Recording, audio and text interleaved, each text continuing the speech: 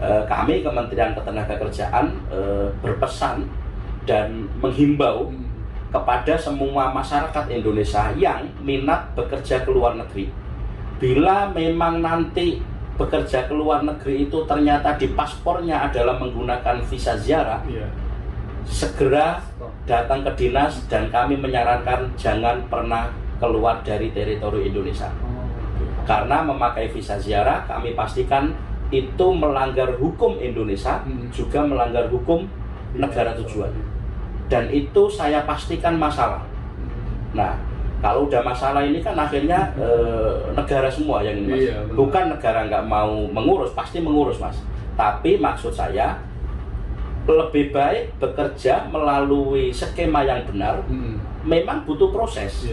Tidak ada bekerja ke luar negeri yang tidak ada proses, Mas.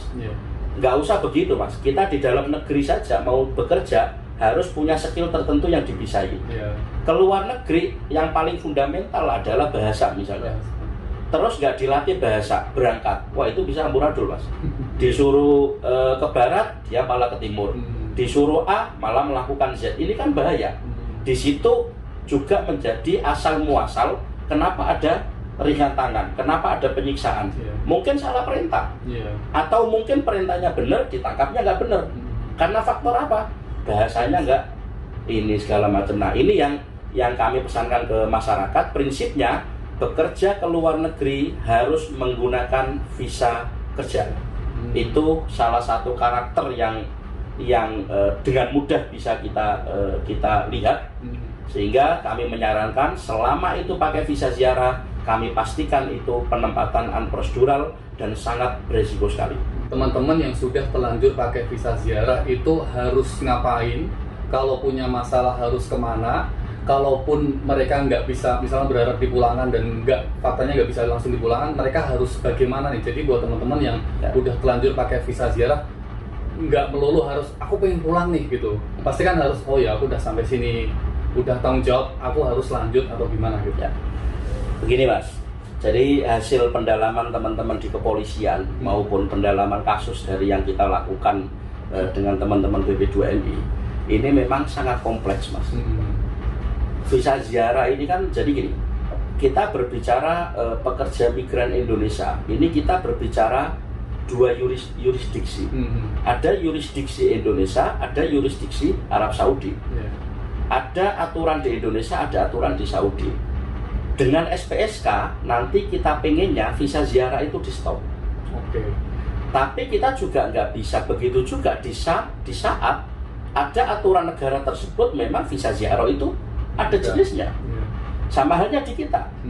Izin tenaga kerja asing kan juga sama, Mas. Artinya makanya dua hal ini yang harus dipahami oleh masyarakat, sehingga berbicara PMI itu kita berbicara kompleksitas sebuah regulasi. Tidak hanya regulasi antar kementerian di dalam negeri, tapi juga regulasi antar negara. Gitu loh. Nah, berbicara tadi bagaimana dengan visa ziarah, saya kembalikan ke Undang-Undang 18/2017.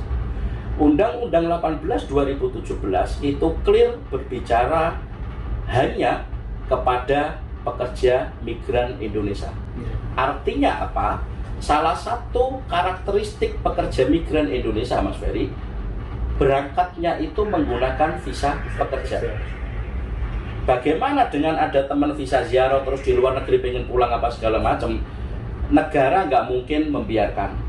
Faktanya teman-teman di Arab Saudi yang Mas Ferry tahu sendiri, perwakilan kita juga pasti hadir menangani itu. Tapi itu skemanya sudah masuk skema perlindungan warga negara Indonesia. Karena kita berbicara pekerja migran Indonesia, berbicara pekerja migran Indonesia yang legal, yang berangkatnya menggunakan visa kerja. Karena kalau visa ziarah itu tentu penyalahgunaan, Mas. Tidak hanya melanggar regulasi Undang-Undang 18 di negara tersebut pasti melanggar. Visa ziarah kok digunakan pakai kerja. Dan setahu saya di tempelan visa ziarah itu ada di situ bunyi tidak diperbolehkan untuk kerja. Itu kalau di tempelan Saudi itu kalau visa ziarah tidak diizinkan untuk kerja, atau apa ya kalimatnya, mamnu'ul amal atau apa. ada tulisannya di situ. Nah, artinya Mas Ferry, kalau kita berbicara visa ziarah ya itu kalau mau berbicara ini ya di luar konteks pekerja migran Indonesia. Tapi adalah PMI yang berangkat secara unprosedural dengan menggunakan visa ziarah. Ada 2 skema hasil pendalaman teman-teman kepolisian. Infonya begini Mas, visa ziarah itu modusnya banyak. 1, visa ziarah itu diterbitkan di Jakarta oleh kedutaan Saudi. Ada juga yang diterbitkannya tidak di Jakarta, tapi di negara Timur Tengah di tetangganya Saudi. Jadi skema berangkatnya itu dari Indonesia mungkin berangkat ke Malaysia dulu, nginep semalam.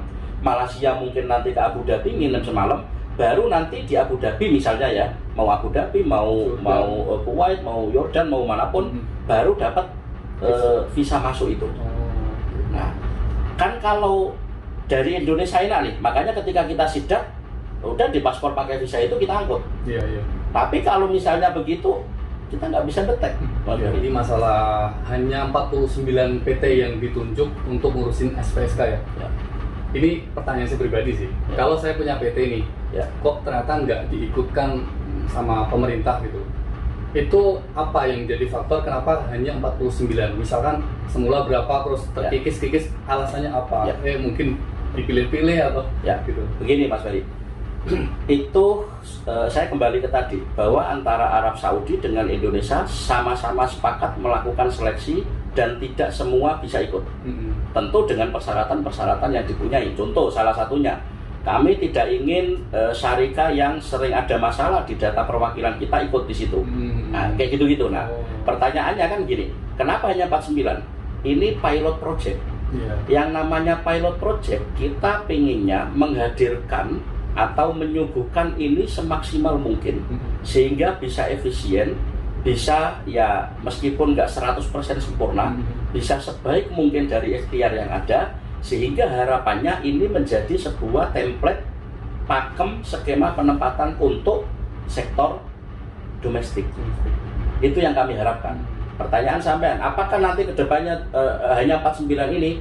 Itu tentu saya nggak bisa berbicara itu, karena itu nanti ada tim yang mengevaluasi, termasuk Kementerian Luar Negeri, kami dan beberapa elemen nanti yang ikut mengevaluasi di situ. Kalau tadi sampean bilang menjadi tanggung jawab syarikah bukan kafilan, misalkan nih, ini mungkin fakta ya, yang saat ini syarikah kemudian kerja di sana misalkan Arab Saudi, punya masalah lapor ke syarikah, yang disalin malah TKW-nya. Nggak melihat, oh ini masalahnya apa, didukin cari tengahnya gitu. Apakah ini nanti akan sama, terus apakah juga berpengaruh ke 49 itu, misalkan, oh ini syarikahnya kok nggak berpihak membantu TKW, apakah dikurangi lagi? Prinsipnya kalau di kita gini Pak Ferry, Mas Ferry, kita nggak menyodorkan atau tidak melakukan sesuatu juga tidak ada solusinya. Dipungkiri atau tidak, sampai detik ini berangkat ke luar negeri, khususnya ke Arab Saudi, masih jalan dengan berbagai skema menggunakan visa ziarah. Apalagi Mas Ferry tinggal di Saudi, tentu sangat sering menyaksikan teman-teman di sana yang statusnya visa ziarah. Sehingga kami berpikir ini harus dicarikan solusi. Kita kan nggak bisa didiamkan itu Mas. Itu akan menjadi bola tes yang nggak tahu meledaknya nanti kapan, bisa jadi bom waktu di kemudian hari, numpuk semua visa ziarah. Terakhir sekitar bulan lalu kami mendampingi Bu Menteri ke Saudi, shelter kita penuh Mas. Dan 70% itu masalah visa ziarah. Nah ini kan jadi persoalan. Kalau nggak kita carikan solusi, ya itu akan jalan terus, menjadi bom waktu di kemudian hari. Kami berharap dari skema ini menjadi solusi daripada itu. Apakah ada kekurangan ada ini? Tidak ada yang sempurna Mas. Tapi kalau kita tidak bergerak, tidak mencari solusi, apalagi dibayangi dengan ketakutan-ketakutan yang tadi, nggak akan pernah dapat solusi kita. Kita meyakini bahwa itu solusi hasil kesepakatan pertemuan bilateral antara pemerintah Saudi dengan Indonesia, itu yang disepakati. Apakah sempurna? Ya kami nggak tahu, dan saya jamin sebagai manusia nggak ada yang sempurna Mas. Tapi itu yang terbaik detik ini yang bisa kita perjuangkan